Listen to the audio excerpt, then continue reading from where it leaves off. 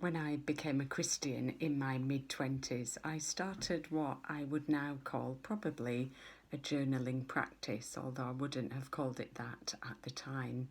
It was more of a prayer diary. I would be very specific in what I was writing down in terms of my prayers, and I soon got into the habit of looking back on the diary and tracing God's answers to prayers.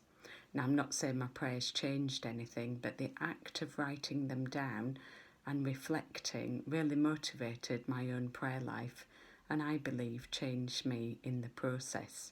So if you're looking for a quick journaling practice today, then maybe start by simply writing your prayers down.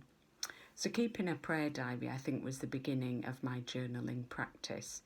This practice then took a deeper dive when I started training for Baptist ministry just over 20 years ago. I was invited to reflect on my ministerial practice and formation, and so took the step to note things in my journal like observations, things I read, inspiring quotes, significant conversations, as well as pastoral challenges. At this point, I can't remember ever thinking about journaling as a spiritual practice. I actually thought, what if anybody gets their hands on these journals? And I may have named specific people. And yet out of that flowed questions such as, when I journal, who am I journaling for?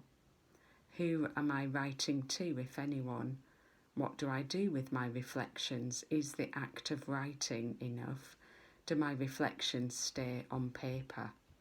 My questions and practice continued to develop, and it was during my time while serving overseas in South Africa that my journaling took a life of its own, as I read widely about this as a spiritual practice, but also practiced. And if you're listening to this, I want to offer 5 journaling tips. The first tip is to get hold of this book, which Steve's talked about in the article he's written, Journaling as a Spiritual Practice by Helen Sapiro. It's superb and is full of wisdom and practical suggestions about journaling. My second tip is to invite you to treat yourself to a nice book, a notebook. This is my latest journal. It's bright yellow, and I wanted a bright colour and something to cheer me up. So the front of my journal says, "The future is happy." And what we write on or type on is important. My third tip is to encourage you to give yourself permission to stop and write. I wonder when the last time was that you stopped. Everything in our lives tends to be hectic, and what is subversive about a journaling practice is that it calls us to stop. And I suggest that when we stop, when we let our look linger, then a deeper movement within us can be discerned. My fourth tip is to invite you to just write. Another author who writes about journaling is Julia Cameron. She has a book called The Artist's Way, and again it's recommended in the article. She talks about the morning pages, and she suggests that this is an invitation to write without editing, so that it frees up our minds from clutter, and then creativity may flow. So when faced with a blank page, just write. And this is something that I certainly practiced whilst overseas and did for many weeks and months and found helpful.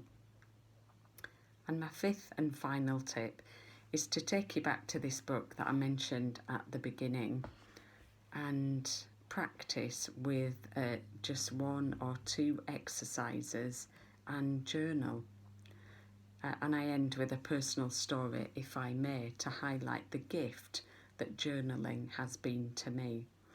On the day that Steve and I left the UK to go overseas, I received a phone call at the airport to say that my mum had been diagnosed with a brain tumour, which is not the phone call you want, as you are about to leave the country and say goodbye to pretty much everything that is familiar. So we had some hard decisions to make. Shortly after that diagnosis, my mum was given 12 months to live. So she died on Boxing Day the year after. And my dad died on New Year's Eve, just 2 years after that. It was painful and unexpected. Yet looking back, one of the things that really helped was the fact that I was able to journal about some of my experiences. I could write freely in my journals without having the need to censor anything. I could pour out my soul. The act of writing for me was showing hospitality to my wounds, and the act of writing was, I think, looking back, a way of integrating my parents' loss into my life. And as I look at the pile of journals, as I do in front of me now on my desk, and reflect on my time overseas, I want to say, for all that has been, thank you, and for all that is to come, yes.